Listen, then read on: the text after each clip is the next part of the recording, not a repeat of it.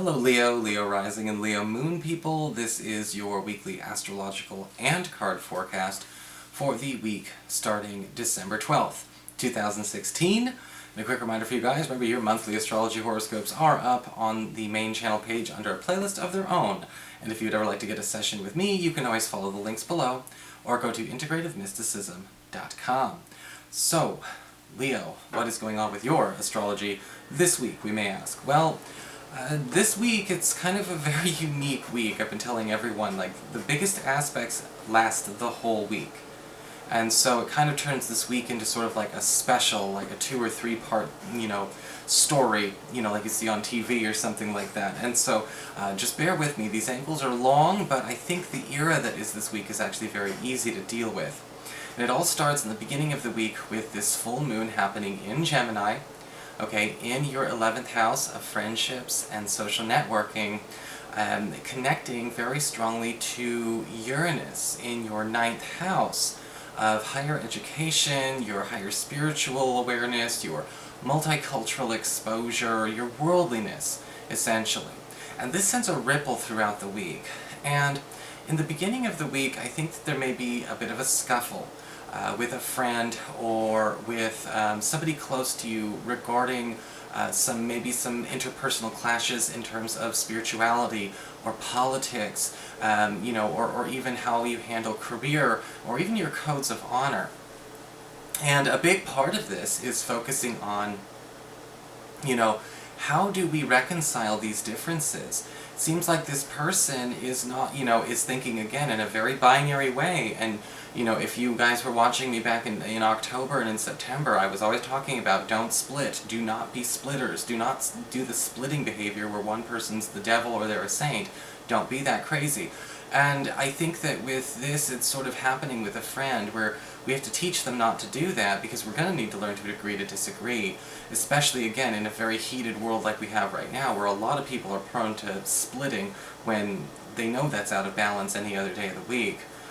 Now, however, the whole week is made a lot easier by Jupiter in your 3rd house of communications forming a glorious sextile to Saturn in your 5th house of love and romance.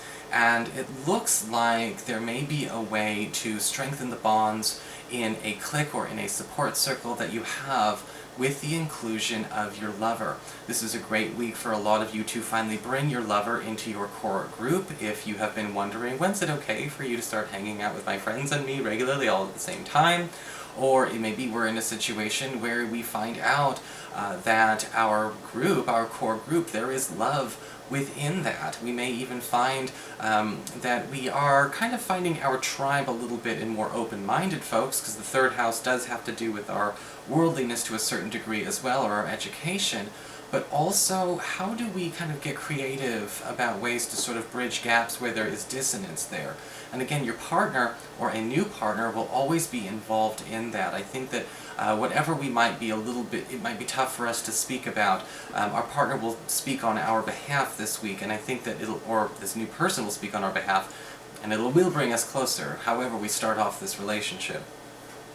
So, that being said, what is going on with your cards this week, we may ask?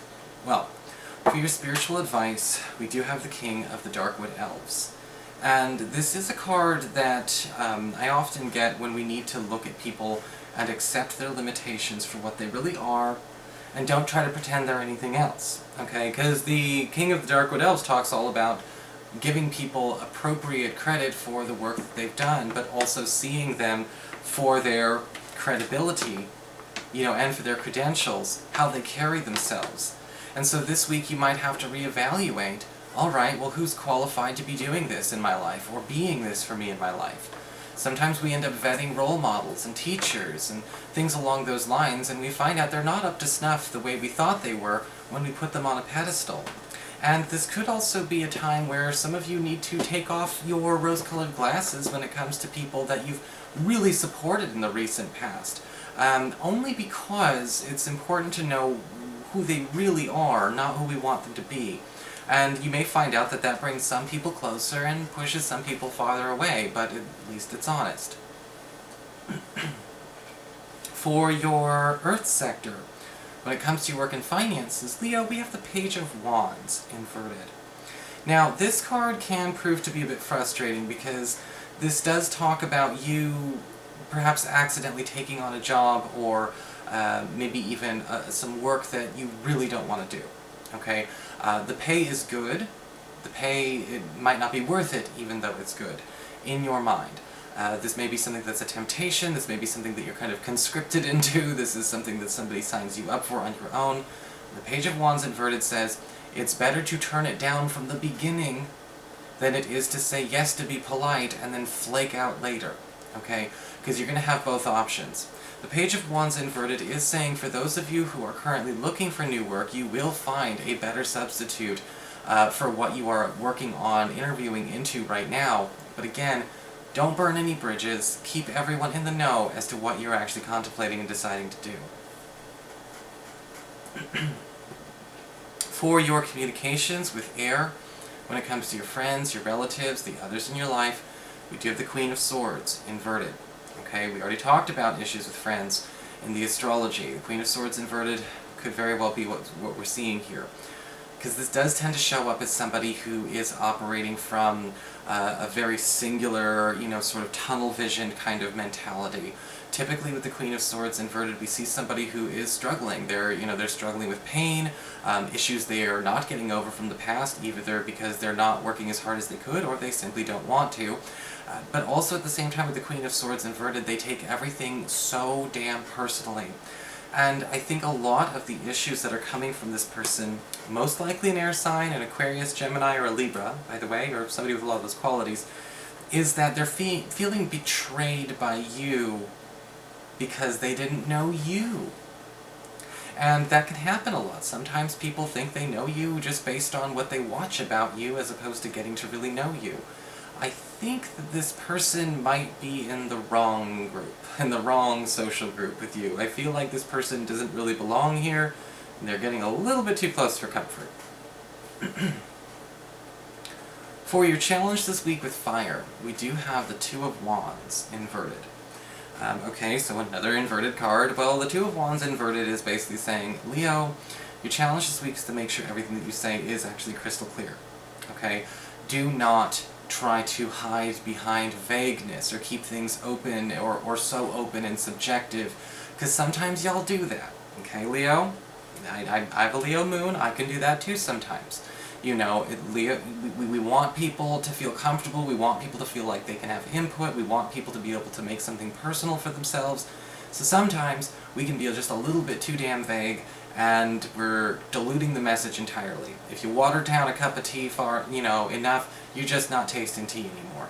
And I think that this week you've got to be careful about that, because that's where people like the Queen of Swords reversed are getting confused, and I think that that's where, again, we're getting misunderstood. And so your challenge this week is to be more crystal clear and a bit more explicit in your speech, okay? For your emotions with water and your romantic life, we do have the Three of Wands upright. And with the Three of Wands upright, we see a wonderful, wonderful sort of end to this card reading, because the Three of Wands is all about some kind of major door swinging open, or some kind of, big important feedback coming your way from a lover or lover-to-be. If you've been waiting on maybe a crush who's been waffling on a decision or a proposition that you've made, or we want to find out where we stand after a very, very romantic week, which we will have, I think that you're going to be getting some very pleasant surprise. The Three of Wands upright does indicate a lot more one-on-one time with your sweetheart as well, and the two of you are going to basically be sort of setting up your own home base or a new shop with yourself in that sense. The Three of Wands can also talk about your partner sort of going, again, out of their way to get something done that you are taking too long to get done for yourself. Don't take it personally, it'll be great. So that is your forecast, Leo. I hope you enjoyed it. If you did, please like, share, and subscribe. I appreciate it. And of course, if you'd like to get a session, you can always follow the links below, or go to integrativemysticism.com.